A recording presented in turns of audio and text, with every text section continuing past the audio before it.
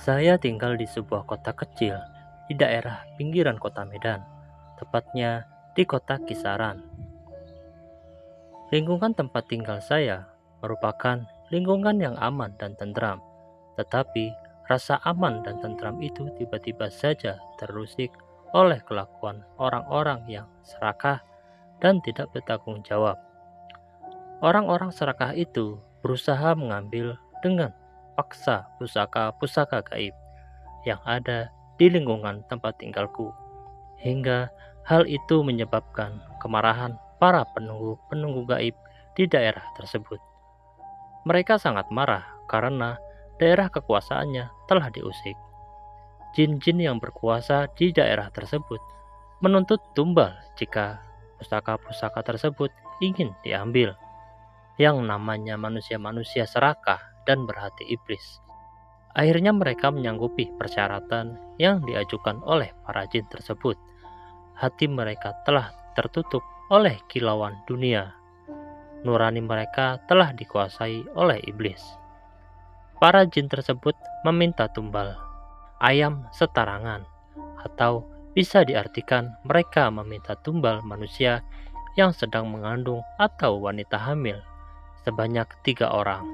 Akhirnya, hal yang sangat menakutkan itu terjadi. Tanpa sebab yang jelas, salah seorang tetanggaku, Ibu Imah yang sedang mengandung, tiba-tiba meninggal dunia tanpa diketahui penyebabnya. Usia kandungannya memang sudah berumur, hampir jalan 11 bulan. Sebelum kematian Ibu Imah, Pak Juan, suami Ibu Imah, baru saja membawa istri tercintanya untuk memeriksa kandungannya ke dokter spesialis kandungan. Dan dokter mengatakan pada Pak Juan bahwa istri dan anak yang dikandung ibu tersebut sehat-sehat saja. Tidak ada kelainan sama sekali. Tetapi Allah berkehendak lain. Akhirnya, Bu Imah meninggal dunia di rumah sakit, bersalin di pangkuan sang suami tercinta, yang merasa sangat sedih karena harus berpisah dengan seorang yang sangat dicintainya. Bu Imah meninggal dengan membawa serta bayi yang dikandungnya. Setelah kematian Bu Imah, lingkungan tempat tinggalku terasa sunyi mencekam. Malam terasa lebih panjang. Di luar sana, hanya suara jangkrik yang terdengar saling bersaut-sautan. Suara burung malam terdengar berkicau di atas pohon kelapa, menambah suasana seram di kampungku.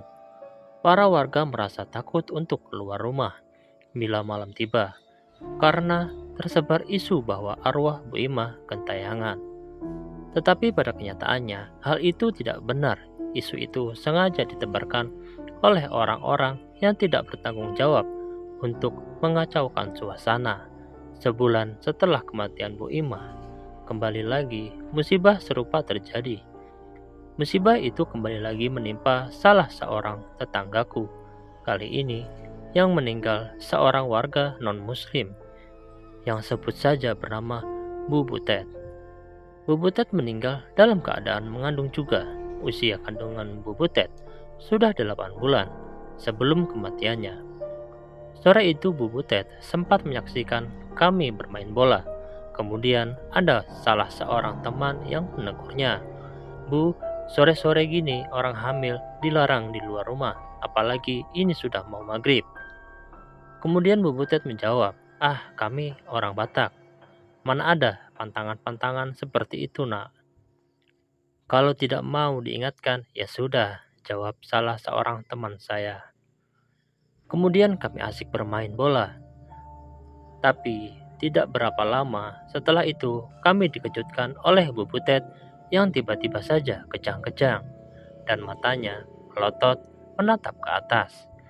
Kemudian dengan sigap salah seorang teman saya berlari memanggil orang pintar yang ada di kampungku. Selepas sholat maghrib, orang pintar yang sebut saja bernama Pak Nazarudin baru tiba di rumah Bu Butet.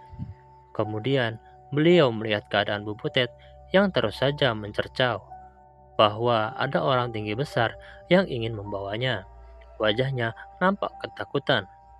Pak Nazarudin kemudian meminta segelas air putih kepada suami Bu Butet. Setelah dibacakan ayat-ayat suci Al-Quran, kemudian air itu diminumkan kepada Bu Butet. Tidak berapa lama kemudian, keadaan Bu Butet kembali tenang dan normal kembali. Sebelum pulang, Pak Nazarudin berpesan kepada suami Bu Butet, "Pak, tolong dijaga istri Bapak baik-baik."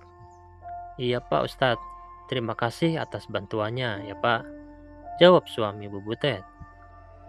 Kemudian Pak Nazarudin pulang ke rumahnya dengan diantar teman saya.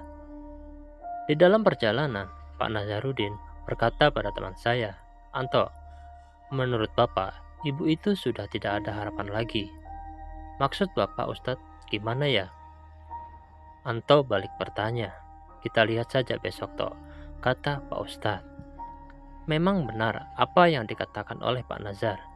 Keesokan paginya, tepat pukul 10 pagi, warga mendapat kabar bahwa Bu Butet meninggal dunia. Beliau meninggal dengan membawa serta bayi yang ada dalam kandungannya. Setelah kematian Bu Butet, berarti tinggal satu nyawa lagi yang harus menjadi tumbal. Tetapi sebelum semua itu terjadi, akhirnya misteri kematian itu terjawab juga. Seperti kata pepatah, sepandai-pandainya menyimpan bangkai, akhirnya tercium juga. Hal tersebut terungkap setelah suami almarhum Bu Ima, Bapak Juan, yang berprofesi sebagai tukang ojek, membawa penumpang seorang kakek-kakek. Kakek tersebut bertanya pada Pak Juan, "Kamu tinggalnya di mana, Nak?" "Saya tinggal di Jalan Kartini, Kek," jawab Pak Juan.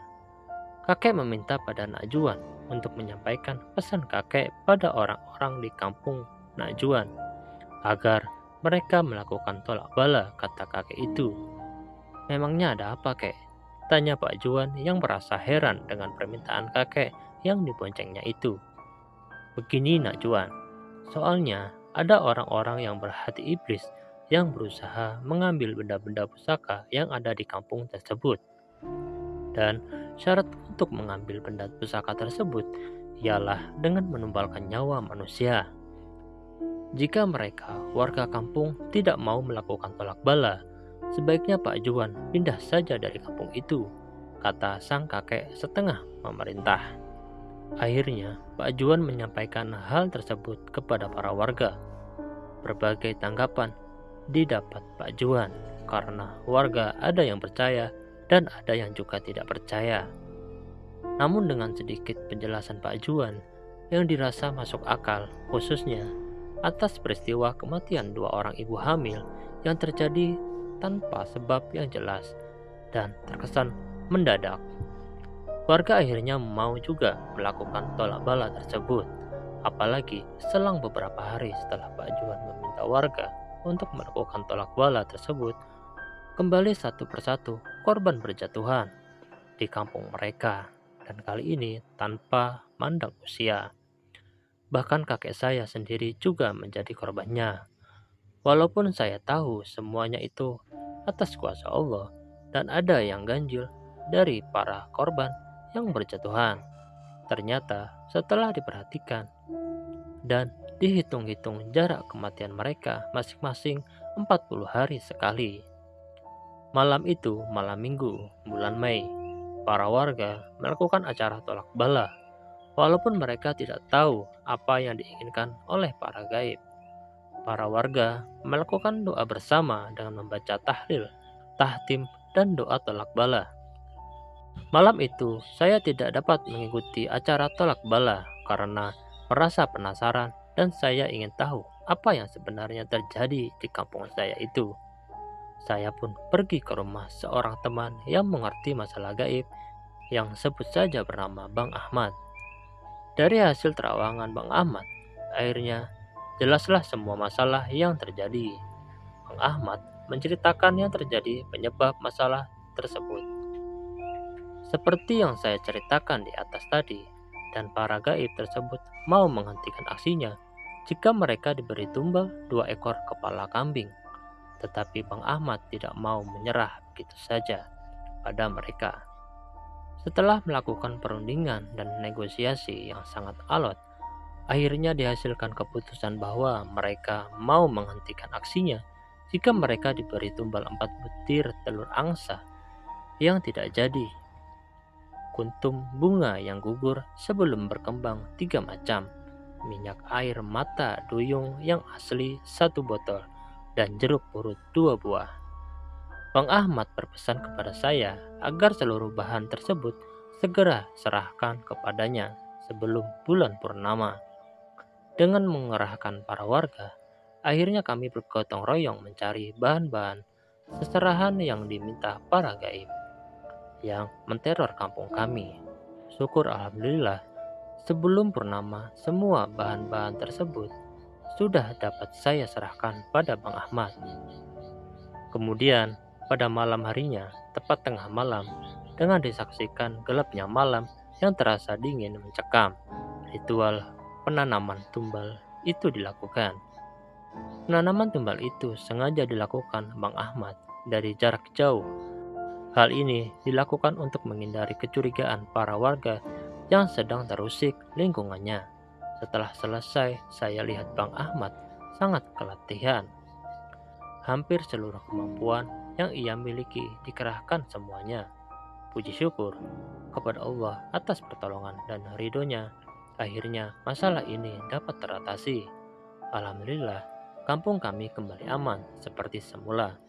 Ini merupakan pelajaran bagi kita semua bahwa kebatilan dan kemungkaran tidak akan pernah menang melawan kebaikan.